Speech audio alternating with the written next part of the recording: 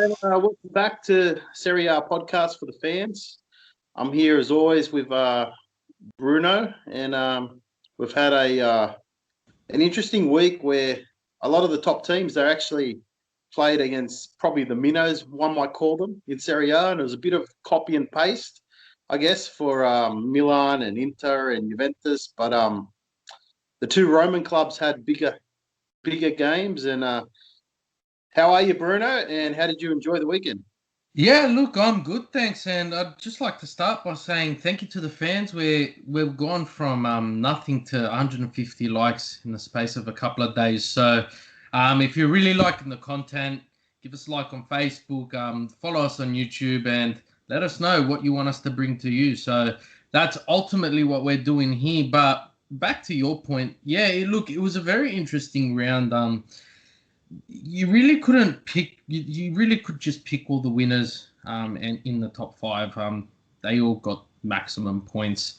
Inter, Roma, Milan, Juventus, Napoli. You had a great game, and what would be one of my games of the week, in regards to Lazio Atalanta, and I feel that game there was probably the one game that had the most bearing on the table, especially with two teams taking points off each other and stuff like that. And it was one of the games that I actually watched most of live. Don't ask why. It was at an ungodly hour in the morning and I was up. But yeah, and you mentioned Roma. I feel a lot of pressure was on Roma this time round after the muck-up they had in round one at the start of the season, where the managers stuffed up the paperwork and they were, after I think it was a draw, the final result, but then the result was handed to Hellas Verona as a 3-0 win on their paper. So at the end of the day, if Roma and Hellas finish on the same points with the 3-1 result, Hellas finish on top of Roma, I think that makes you a happy person.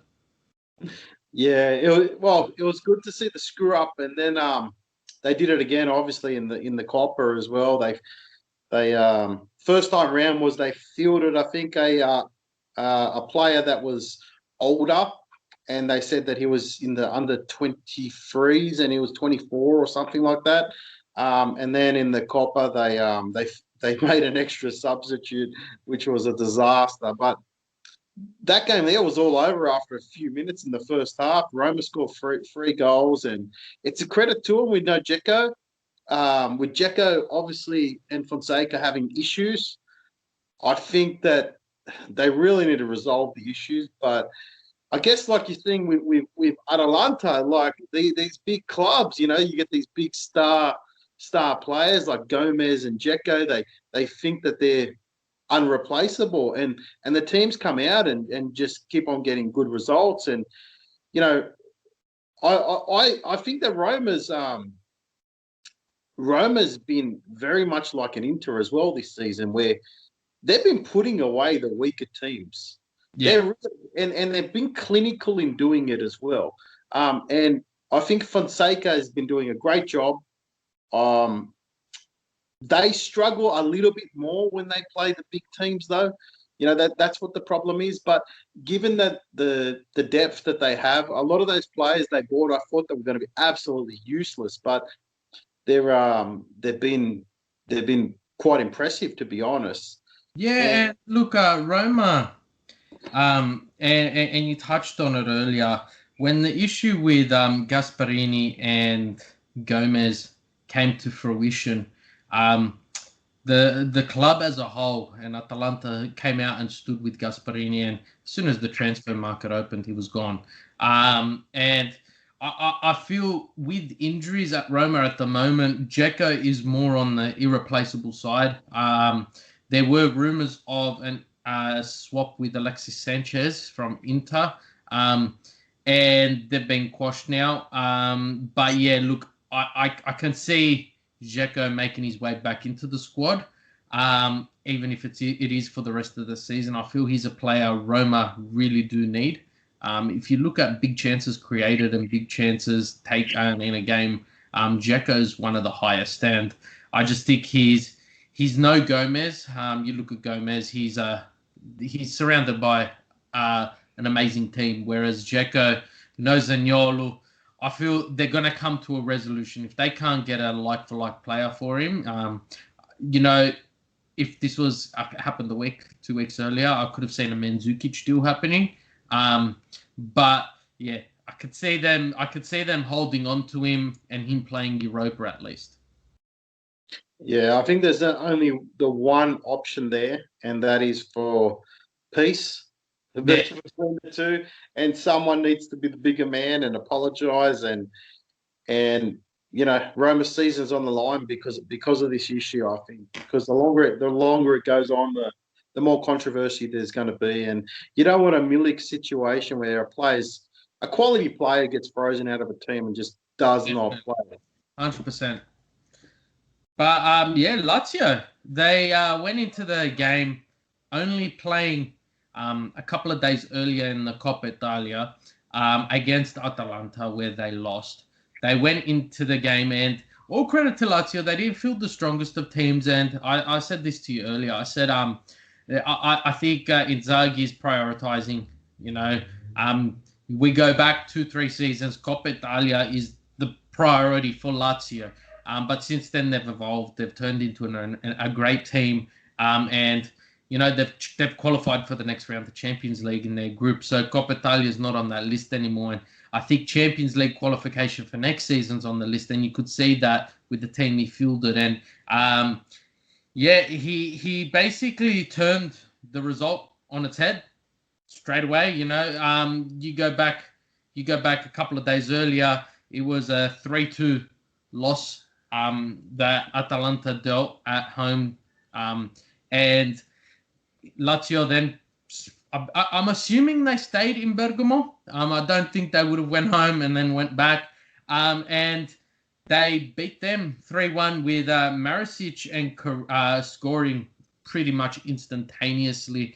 And then Carrera making it 2-0.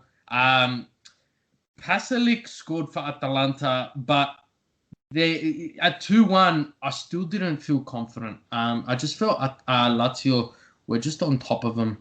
And Vedat Mercury came out and scored literally 2 minutes after to make it 3-1 and put it outside of Atalanta's reach. But yeah, I feel that they went through a bit of a spell where they weren't getting results. They were dropping points to the minnows, and they just weren't getting results. And I didn't think the team was performing bad. I just feel you've just qualified for the Champions League round of 16 in your first attempt, and they were having a party. And now heads down. They're performing well. Immobile had a fantastic game, and he didn't even get the ball in the back of the net. That just shows how much of a team they are at the moment. And you even said when Maricic scored the opener, he's not a starter. He went and celebrated with the starter because, there's unity at the team. And you know what? After that performance, not just the scoreline, but the performance as the team as a whole, I can see them giving Bayern Munich some problems. Yeah, it's become quite a rivalry between Atalanta and Lazio. And it happened with the Coppa Italia final, where there was a handball in the box. Well, maybe there wasn't, maybe there was, and Atalanta weren't happy because it didn't get called a pen. And ever since then, there's been this crazy rivalry, and there's just been a lot of goals in it. And I think this time round, Atalanta are happy to compete for the Coppa. Maybe they're going for a bit of silverware. But Lazio made 7 changes. So they rested players in that Coppa game, and they made 7 changes. But more than that, it was a very tactical game. Chiro actually, they played Carrera as a 9, in this game, and it really screwed with Atalanta because when you consistently got Chira up front and demanding two players, and then you're falsely putting him up there, and so it gave Correa a lot more space. So it was a very, very tactical game. Yeah. Both teams play 3-5-2. It was very wide in the first half. Maricic got that early goal, but I thought the first half was Lazio did have a couple of chances with Milinkovic Savic pretty much grazing the post with a free kick, and he had that header from the cross from Chiro. But in the second half, Atalanta tried to change the system, and they went more central. The team was a lot more central through the middle, so they tactically changed it. So they compressed everyone through the middle, and then later on that wasn't working, so they went back to the width. It just kept on chopping and changing. It was a very, very tactical game. Atalanta just couldn't get in the game, but it did highlight Ilicic's is sensational. That player is at any other club he would be probably player of the season every year, like in the domestic league. He's really good. I think he's done about 3 nutmegs. He was really good, but Lazio dominated the game. They dominated the fixture. They replaced Chira and Correa with Pereira and Marici, and they combined for the third goal, which is really good because that's 3 goals in 3 games for Marici.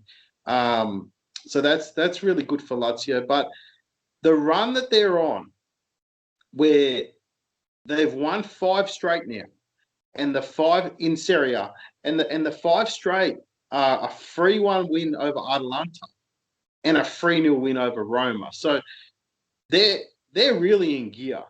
They are really into gear. They have missed Luis Alberto because he had appendix taken out and he's back into the team. Luis Felipe is gone, but we've got a replacement from AC Milan who played majority of the game and played quite well. So I think Lazio, that top 4 position, I think it's up for grabs. Yeah, look, we won't dwell on it for too much, but I do see Lazio. Look, Bayern Munich are obviously a very big challenge. They're no walk in the park. They're domestic champions. They're current Champions League champions, and you know what? I can't see Lazio laying down on the pitch and taking the loss. So it will be hard felt, but then you can almost foreshadow that Lazio will be out of the Champions League come the next round. So they're really going to kick it into gear, hoping that Juventus and Atalanta do progress to the next round. So, all's looking up. In saying that, Atalanta face Torino in the next domestic match, and Lazio will face Cagliari. But moving on, we were talking earlier between you and I, the rise of Fiorentina. They're coming back since the new coaches taken the helm. They're getting points. And yet they lost to Inter in extra time in the Coppa Italia, where both fielded a fairly strong team. Inter weren't so strong, but their normal starting 11 all eventually played at one point or another.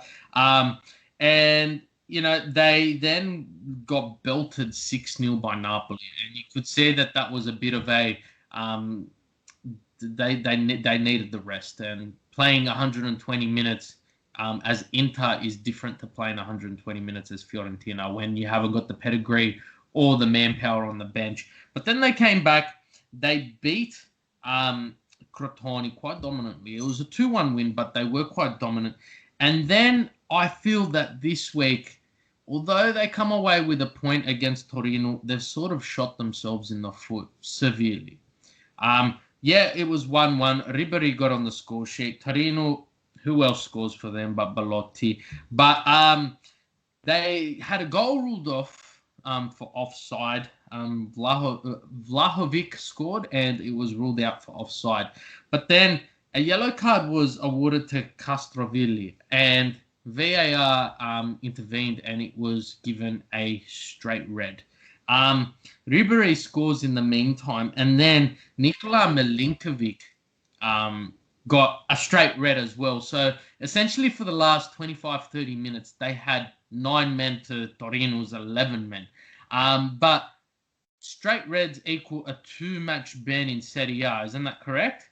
And Fiorentina were probably needing their players for their next fixture against Inter and Sampdoria.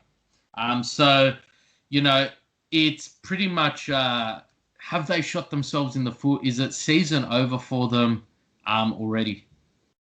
Well, I was a big fan of Prindelli when he come back, and I thought that when he started, it was very, very slow, and everyone was like, "Why is he here? He's no good," and all that. And then he actually they started to grind away a lot more, and they started to get a few draws, and then those draws started to wins, and then, like you said, with Inter, they virtually drew with Inter after 90 minutes, and it was. It wasn't a full strength Inter. It was a competitive team, but I think it just shows how far Fiorentina have come. But they really did shoot themselves in the foot, because it wasn't two players getting sent off. It was, one of their better players getting sent off, and then they hit the lead, and then arguably their best player got sent off, and now they're without him for 2 games, and they dropped points. But I I think that they should be fine, because I think they're going. They got the right chart going up. I reckon that they'll drop all 6 points in the next 2 games. But the new coach has done a treat for Genoa, and maybe Torino as well. What do you reckon? Look, Torino, they're just outside relegation on equal points with Cagliari on 15, who is in relegation. So they haven't improved much. They're getting their gritty draws and stuff like that. But yeah, look, Torino, they could be improving, but I just feel this isn't the Torino we're used to, the competitive mid-table Torino. This is shambles Torino. But rather than dwell on that, I do want to mention my beloved Inter.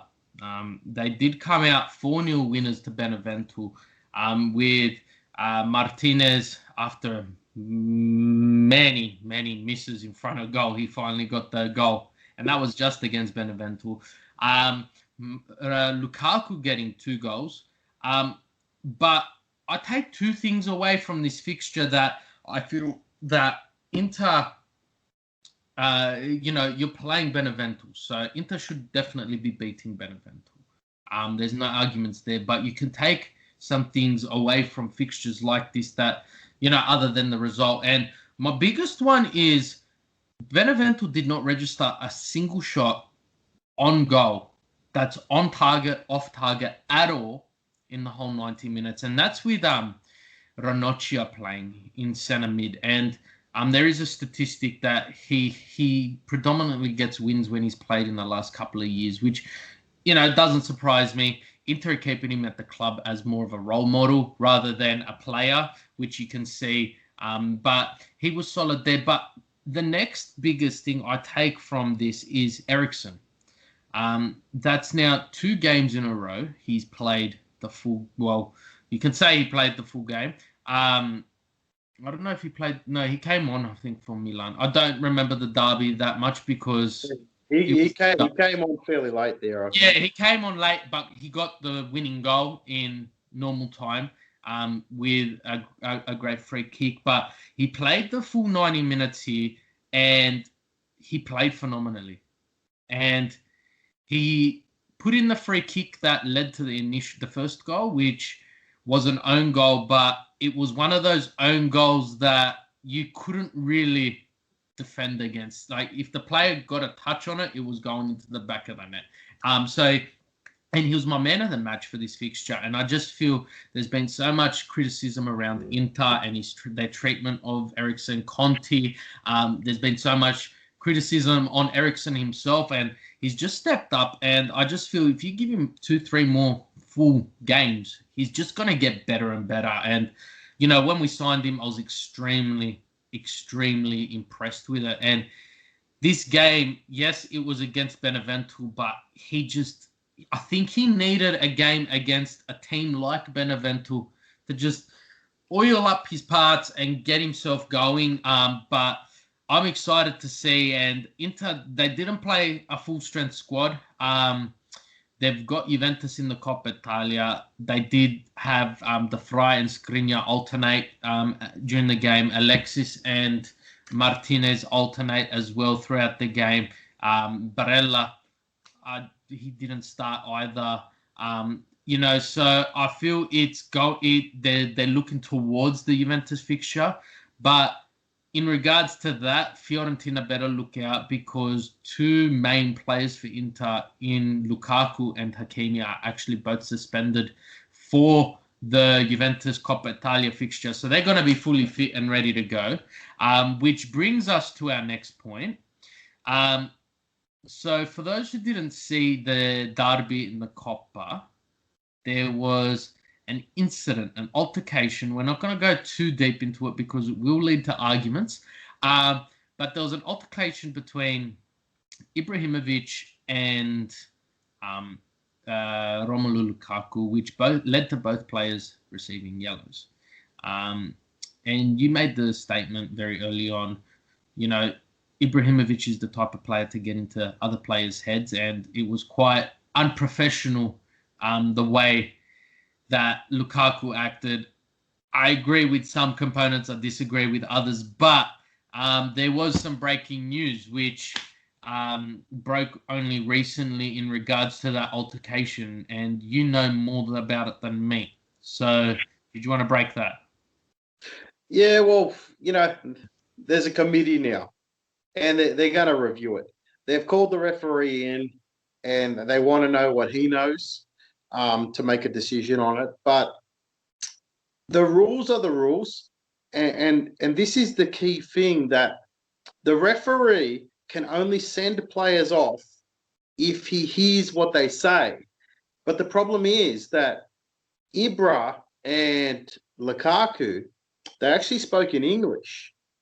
So it's an Italian referee. I'm not sure if he understands English, which is fair that he doesn't. So to be able to actually tell a judge, a jury, like that, all right, this is exactly what they said, is I guess like on the cut. But the whole thing is, this has been blown way out of proportion. And it's a derby.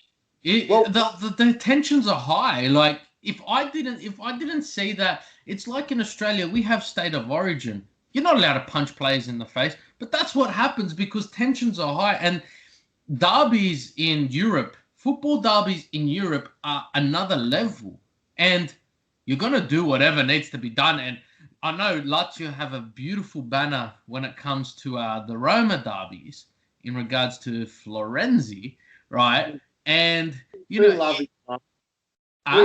We love his mum. Look, I'm sure you do, but at the end of the day, tensions are always going to be high in a derby.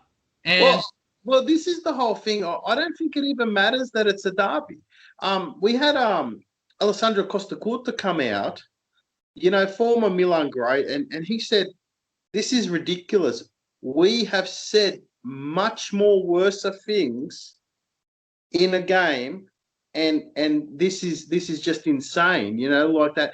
Now, I think it's a technology thing where there's so many microphones, and it's been blown well out of proportion. And you need, as a professional player, you need to be able to control yourself.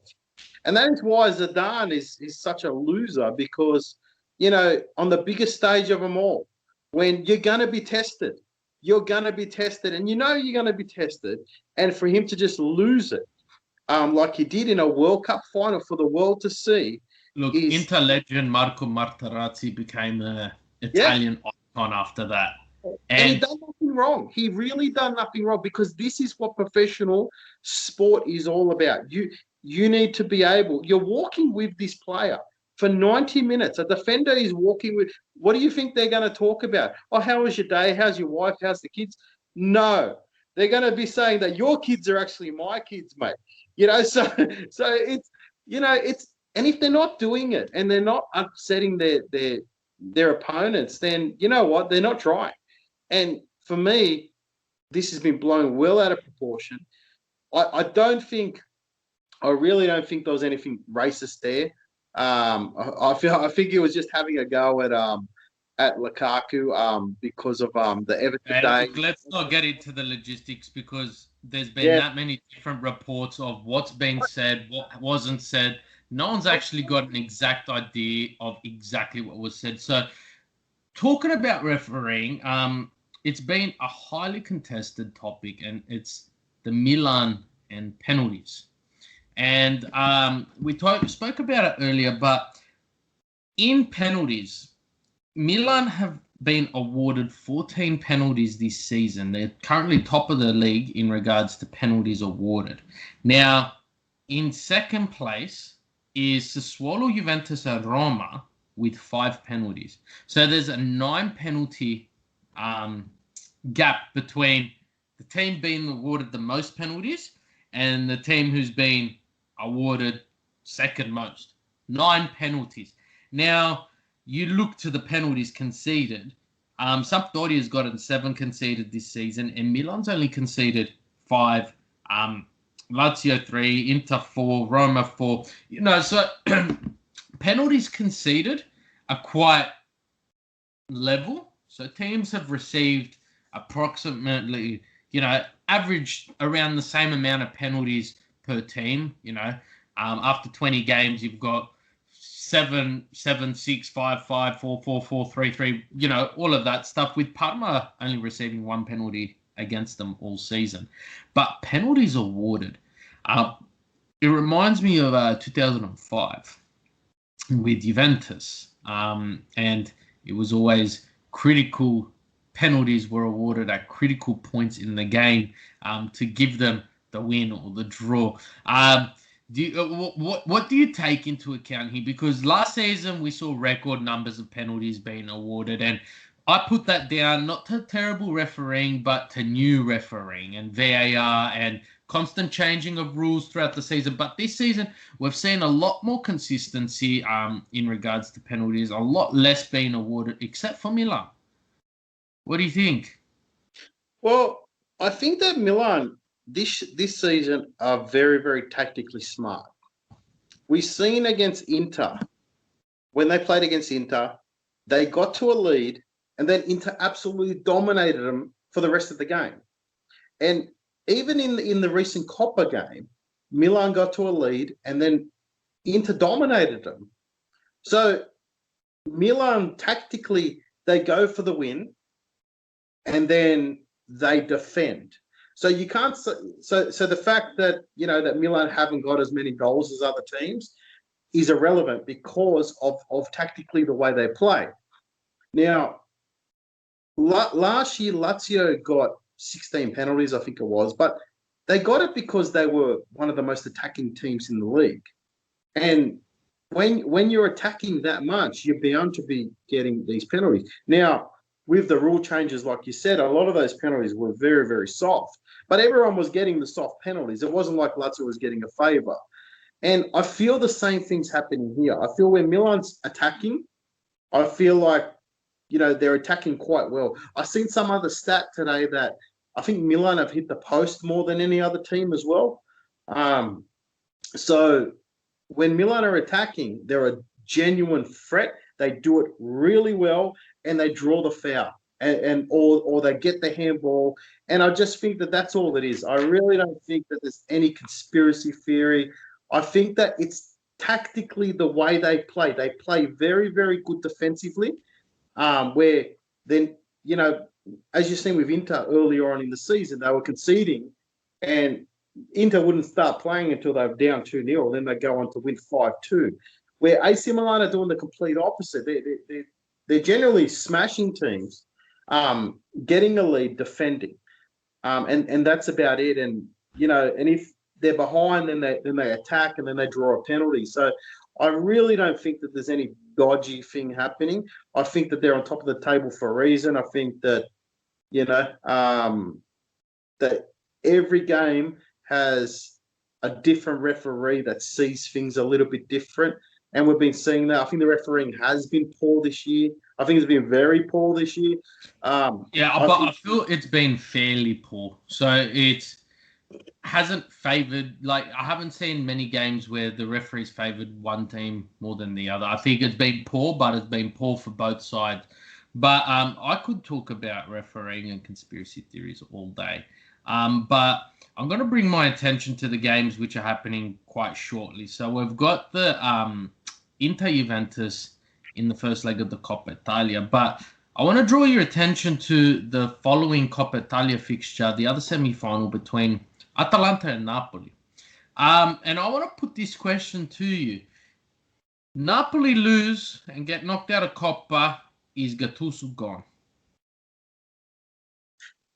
yeah, it's an interesting thing because I think that all four teams are going for it, and they're all going for it for different reasons.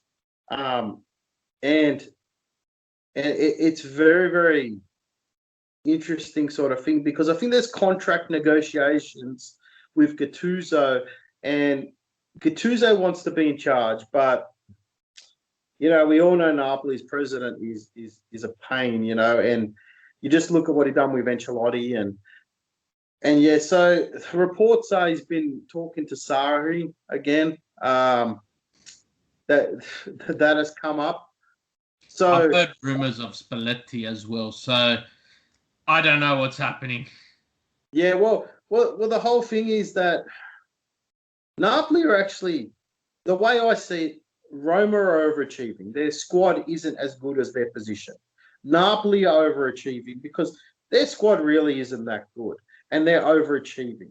Atalanta, Lazio, they're obviously overachieving with their budgets. They got star names now you know because of what they've done, but they're overachieving. So, like realistically, I thought Gattuso should never have been sacked from AC Milan. So if he gets sacked from Napoli, I mean, the poor bloke, what does he have to do? But I generally think that this game, that like I think that this Napoli Atalanta game is the complete opposite reasons for the Juventus Inter game. I think Napoli Atalanta, they both really want to win it because they're both the minnows.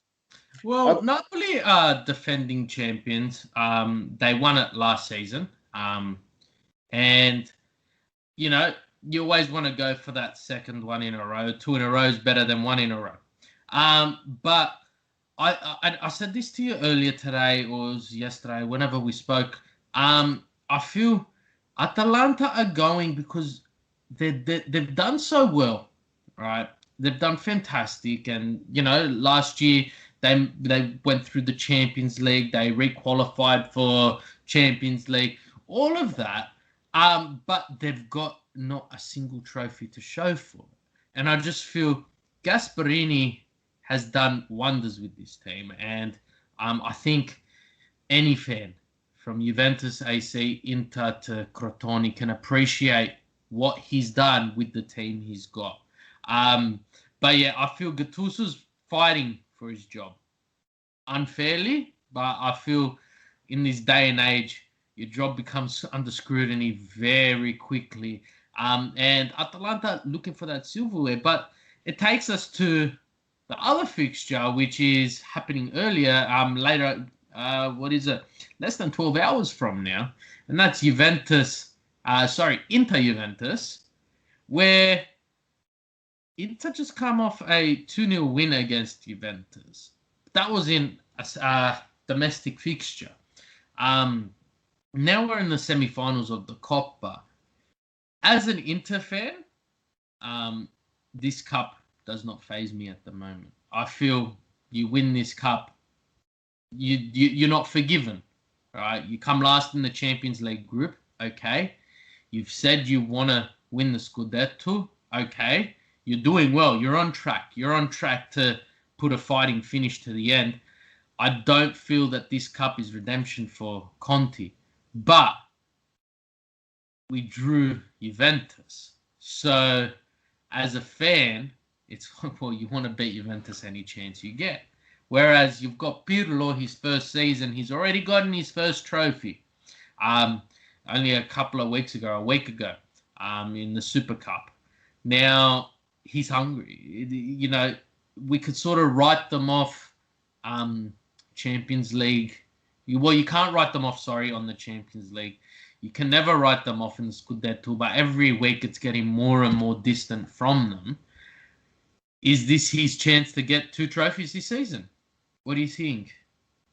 Yeah, I actually think that this semi-final is the excuse semi-final.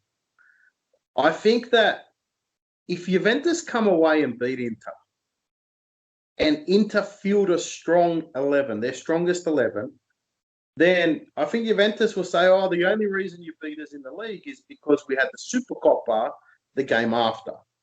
And I think that that's their excuse. So I don't think Inter can go in there and field their strongest team and lose. Because Lukaku and Hakimi missing as well.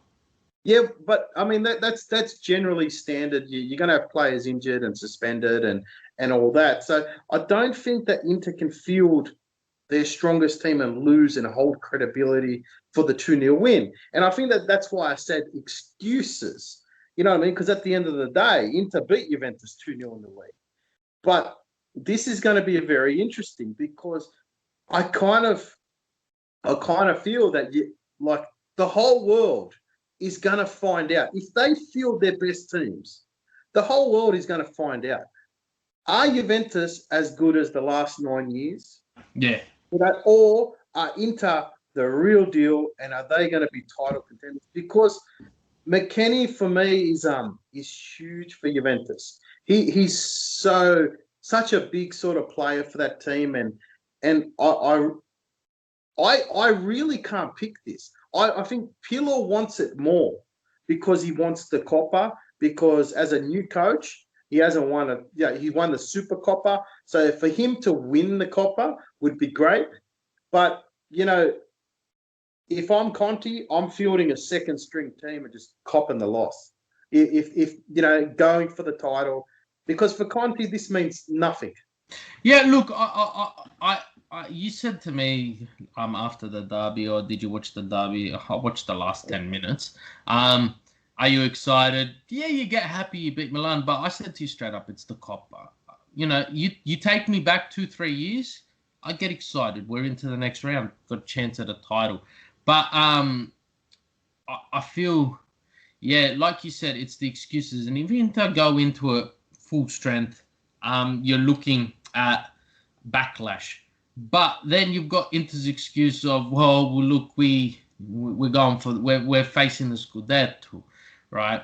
And you've got to remember this game's over 2 legs as well. So Inter can go into this game full strength and then feel nobody in the next game, because after this game, Inter's got Juventus, Fiorentina, Juventus, Lazio, Milan, right? The two Juventus games are Coppa Italia, with Fiorentina in the middle. And then you've got Lazio, who are on fire at the moment, and AC Milan, who are clearly first. So it's the battle for first place if we don't drop points against Lazio and Fiorentina. So my look on it is, okay, maybe the first game go for it, and then the second game we don't care. Yeah, well, if you have a look at what Lazio did, they rested 7 players for the Coppa game. So that was their excuse. They only lost because of one player made three mistakes. So that was their excuse. Who was that player? Wesley Hoyt. So they made 7 changes, and they credibly lost. And this is the whole thing. If Inter field their strongest team available and they lose, then it'll be a war. But if they don't field their strongest team and they lose, then there's no problem here. So this is where we're going to separate the boys from the men, because I really, you know, the Derby d'Italia is, for me it's nothing, because I'm a Lazio supporter. You know what I mean? So for me, it's not a natural derby. You know what I mean? It is Barcelona Real Madrid derby. It's You a know what I mean? Galactico derby where the two best, well, the two most recognized teams. You can't even say the two best teams. Um, the two most recognized teams. Well, I don't even know what it is because it's not even the two recognised when you got 6-time, UEFA champions sort of winners. Yeah, I think the two. I don't know. There's a lot of bad It's a blood. weird derby for me. It is a Yeah, really look, weird it's derby. there's a lot of bad blood between the teams, especially after the awarding of the title to Inter after it was stripped from Juventus. But It went back a lot further. yeah, no, definitely. But at the same time, me as an Inter fan, and I'm putting this on the record, if we lose this game, regardless of the squad, if we lose this game against Juventus, we get knocked out of the Coppa against Juventus. I'm looking at it with a grain of salt, and the reason I say that is we still got to play them again in the domestic, in the Serie A, and if we can come away with a win there, that's where it matters. That's where we're not getting any bonus points from these Coppa Italia fixtures. Really, it's a trophy, and it's a trophy to win, which is fantastic. I feel it's a trophy more for Atalanta and Napoli, who are trying to get back into Europe. And with the competition the way it is at the moment, we see how tight it is up there. That Europa League position guaranteed could be that motivation to keep pushing. Well, we've already qualified for Europa. Let's go for the Champions League. And I feel that this competition's more for them at the moment. Well, the actual winner of the cup actually doesn't go in the Europa League anymore. There's a new competition. Yeah, well, now there's the new competition, but yeah, you get what I mean. Like they're guaranteed European competition, which is lately it's been going to like with with Juventus winning it, with Lazio winning it. When they won it, they qualified for Champions League. So that position ultimately went to waste. Whereas we saw last season, it was so tight for those Europa League positions that Napoli winning the Coppa sort of was that, all right, well, you've got those tightness. Well, we can't achieve Champions League. So I feel this competition's more for them.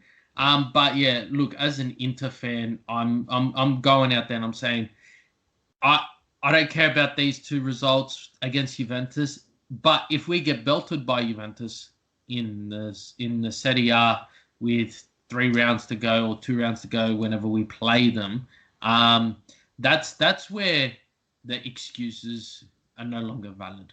And I feel that's where Inter have no excuse. But right now, my sole focus as a fan isn't on this competition. It's not like how it was last year with COVID, where this competition was played outside of Scudetto, outside of Europe competition. This competition's actually going to impact the team. And we've gone from playing a game every 3 days to now back to a game a week. Now, back to a game every 3 days, and you've got some of the toughest opponents following that in Lazio and Milan. It's not worth the risk. The risk is a lot higher than what the potential reward is, when the reward of winning those 2 games is a lot better than the Coppa Italia trophy. That's my opinion. Well, I think we'll soon find out with the squads named. You know what I mean? Because if you got a full strength team, and if you see CR7 in the lineup, then you know that Juventus are going for it and Inter are going for it, and it's gonna be huge, because that derby was one of the most memorable derbies to ever watch, and it was in the Coppa. So I personally think that both teams are going to go for it, and I think that you see it so many times too. Sometimes you look at Italy versus Spain in the Euro final. It was 4-0. It was Italy fatigue. So anything can happen in these games. Anything can happen, but I'm not going to be one of those Inter fans that if we do knock Juventus out, I'm not going to be one of those ones who are like, oh, suck shit, we beat you, blah, blah, blah. Because at the end of the day, Inter and Juventus' objectives are very similar. Now, right now, Juventus is more trying to stay in Champions League position, but I still have them as title contenders. Both teams are really going to go for the I Scudetto. think this goes a long way for me. If it's full strength and Juventus get through it, I think Juventus, their chances of winning the league are a lot more better.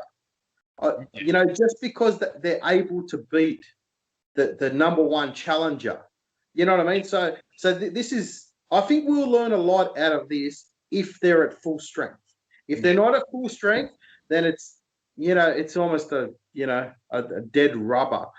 But the other thing I wanted to talk about was, and I don't really want to talk about it because it's like I put this player at Bernadeschi class, and now I don't know. I got to eat my words, I think, but Chiesa has just been sensational for Juventus. Look, I agree with you. I put him in the Bernadeschi class. I didn't. I heard a lot of hype around him when he played for Fiorentina. To be honest, I didn't see any of that. The only time I really watched Fiorentina last season was when they played Inter. But then I watched the Italy fixtures and I didn't see anything from him. But this season, I feel Juventus's loss of Dybala to injury, McKinney coming from America, Arthur coming from Barcelona, has really forced each and every midfielder in that Juventus squad to play their best or get dropped. It's as simple as that because they've got such a solid midfield that you don't play well, guess what? You're coming off and McKennie's coming in. Or you're coming off, Dybala's coming in, or Chiesa's coming in. And I just feel he's elevated his game, especially from the start of the season, to something phenomenal. And the most promising thing I see with Chiesa is not what he does in the Zebras jersey. Not what he does for Juventus, but what he does for the Azzurri. That's what's really exciting me because if you look at the Azzurri squad at the moment, you've got Bastoni, Donnarumma, you've got Barella, you've got Chiesa, Zaniolo, Moise Kean, potentially Sensi. This is a team that could go for, 3 World Cups, right? This is a team that could be the 2010 Spain. Right, 2008, 2010, 2012 Spain, right? And that's what makes me happy about seeing Chiesa play the way he's playing. Now, I don't know what you think. Yeah, well, Chiesa he debuted and he was sensational. And then I don't know what happened. I don't know if the pressure got to him, and everything, and he almost dropped the level.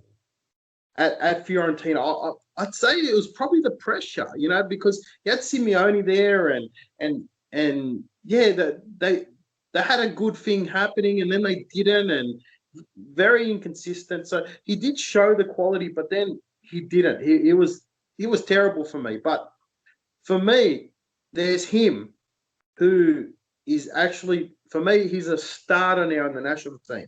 But there's one other position that, for me, I've done a complete, 180, 360, whatever it is. Mancini actually gave Lazzari a go at, right back for the Azzurri. And the other options are virtually Mancini for Roma. And I think Mancini's pretty much proved that he's just not ready. He's very inconsistent. And I thought that Lazzari was like a shoo-in, like I thought that once he got his go, that's it. But I must say, I'm very surprised with Damian.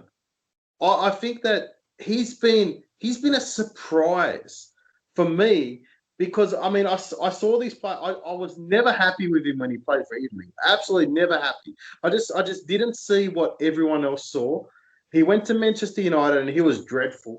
He was barely playing. He's gone back to Inter, and all of a sudden, the guy's got a good haircut. Look, when it comes to Darmian, when we signed Lukaku, Inter agreed a handshake agreement with Manchester United and Parma that Darmian would be in Inter play. Yeah. And then I completely forgot about this. And then the false positive of Hakimi's COVID test comes in and Darmian makes his debut. And I said this to you there and then. Everyone said Hakimi was Inter's saviour, but that false positive was the best possible thing that happened to Inter this season because Darmian came, right? He came and he's dominated both wing backs, not just the right and the left. Yep. Like he's dominated both sides, and I just feel this player has matured so much. And you know what? I feel he would, without any bias, would be probably one of the best signings this season, solely based on performance as an individual, right? He pushes up and attacks, but he drops back and defends like a champion. And I think when you got a player that peaked so young and then done very poorly for a very long time, I think he appreciates what he's getting when he gets it at his later age. And I feel that he's just a workhorse. He doesn't stop. He continually contributes to the team. Like you said, his versatility left and right. I really think, because we haven't had an international game for a long time, and as much as I love Lazzari for Lazio, and I think that he's the man for Italy, Lazzari, because of his pace. He's got brilliant pace. But I really think on the technical side of things, I think that Darmian definitely has to be in that squad because, like you said, left back, right back. And you know what? He's 31 years old, so he's not old, but he's not young. And and like you said, he had so much hype around him. And when he went to United, I just feel that killed his career. And it shot it dead. And when we signed him, I said to you, I don't know what we're doing here. I haven't seen this guy play forever. And he had that spell at Parma where he didn't do much. But then, I just feel, I don't know, and I don't want to sound like a biased supporter, but you hear a lot of Inter players say Conte's changed my approach. Conte's changed my game. Conte's changed this. And you look at Bastoni, you look at, I can't say Barella because he was great before he came to Inter. Maybe he's been improved. But even Lukaku's come out and said, Conte's shown me how to be a better striker and stuff like that. And I don't know if you put it to Conte or you just put it to this guy I put him in the same category for Italy as Gattuso. Not a fantastic player technically in the sense of, he's scoring goals left, right, and center. But he's that greedy player that has that grinta in him that, you don't want to face. Look, I see Darmian as as almost like a Candreva, like an Italian international that Conte's got the best out of. And I don't know if it's an Italian thing. All the other players are, I'm not too fussed about because it doesn't really relate.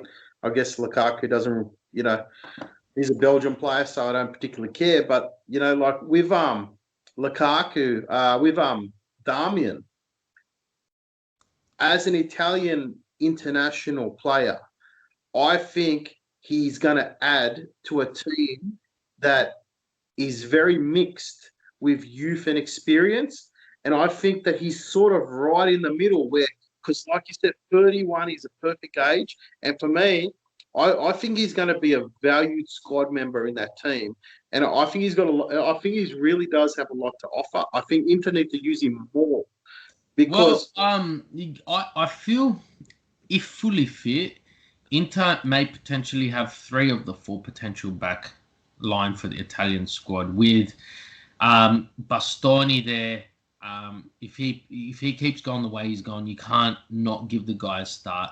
D'Ambrosio is phenomenal on his day, and then you've got Damian who can play both sides. But I feel value added, Damian's probably the man to go with. And Well, like you I said, think Bastoni definitely, and I'd rather take D'Ambrosio out and put Damian in because they're both if I had to predominantly pick right between side. the two, But when you have Lazary on the right, the national team is going to be very, very strong.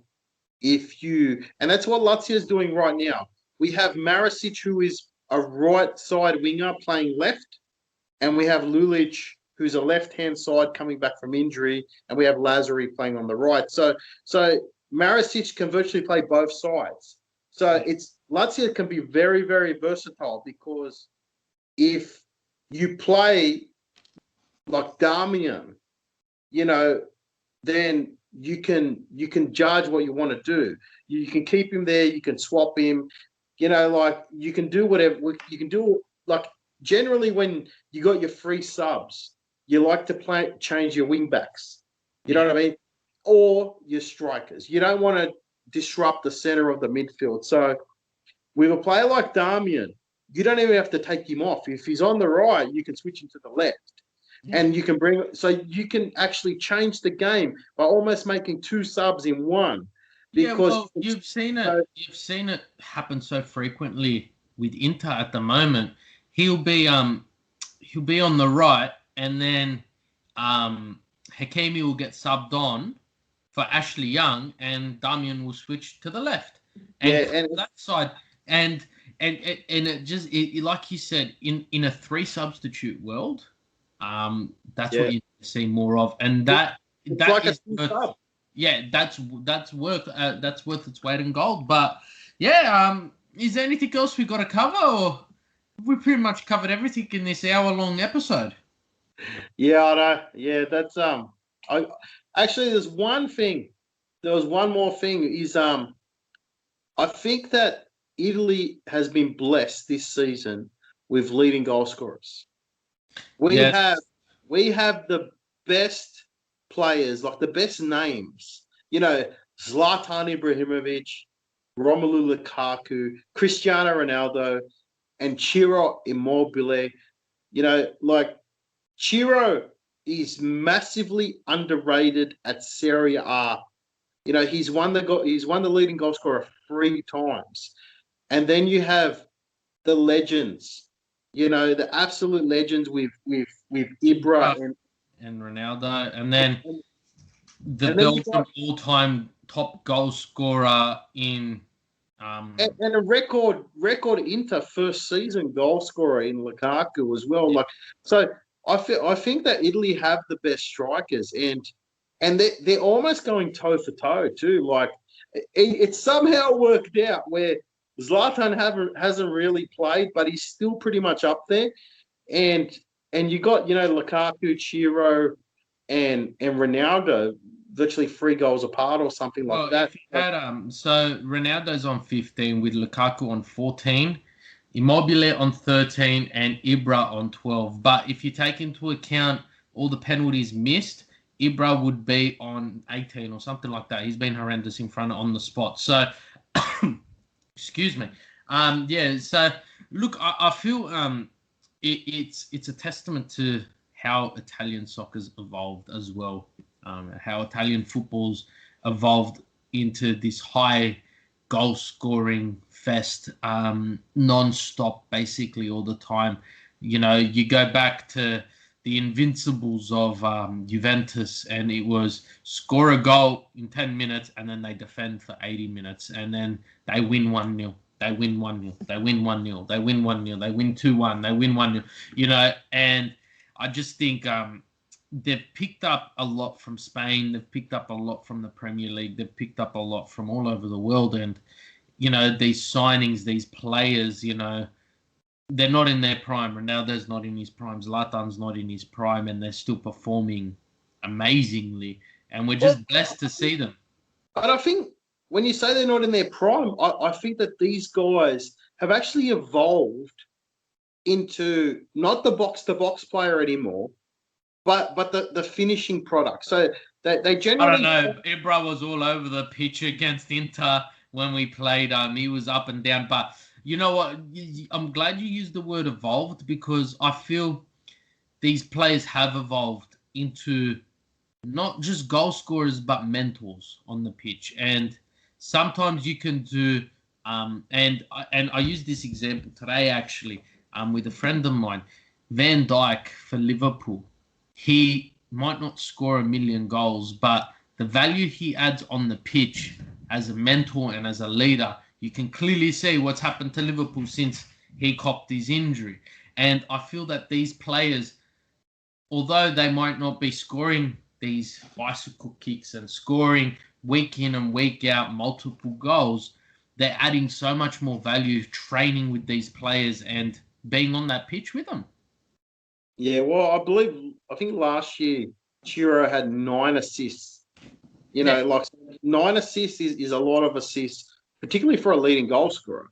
That they're generally supposed to be very selfish. So, you know, these players are adding a lot to these teams in value, and you know, like just the fact that Lukaku gives away a penalty, Chiro gives away a penalty. Ronaldo never gives away a penalty because he's Ronaldo, and you wouldn't expect him to, you know, because he's that kind of person. But he demands respect from everybody, you know, and Ibra is just such an experienced journeyman that, you know, this Milan team on paper, they're nobodies. No one heard of these players, and you got to believe that it is Zlatan that is assistant coach there and help running the show, and they're learning a lot from him. And you know, the league is, you know, if you got some new followers, then I'm sure they're loving it, you know. But as a player as a fan that's been watching it all my life, you know, we went through that period where we didn't have these players, you know, and it was a little bit lackluster. And all of a sudden, Napoli came out and started playing nice football. But now you got most teams, you know, like coming out and even with Juventus now with Pirlo there, they're actually playing a better brand of football, you know, like so. It's actually entertaining. Yeah, I think the league is very entertaining. I think it's arguably the best league in the world, and I think that we probably have the better players consistently through most of these teams. You know, because even the lower teams are getting stronger, and yeah, I'm a big fan of a lot of these coaches, Italiano, Juric for Verona as well. You know, like I think that a lot of teams have got the right coach, and these coaches are bringing out so many different qualities in teams. Yeah, and I'm enjoying this season probably more than I've enjoyed, like, you know, a season probably in the last 10 years. And you know, last season Lazio were on top a little bit better than what they are now, but I'm still enjoying the season for what it is because no one has dominated. Absolutely no one has dominated. And I think it comes down, you know, to having a competitive league. You know, not a two-team competition. You know, the league this season has been very, very competitive. And that's why as a neutral, right, I'll be up tomorrow morning messaging you with this. I'll be up. Don't worry. I'll be up. But to everyone else, I hope you enjoy the podcast. If you like it, click the like button, subscribe on YouTube, and have a good day, guys.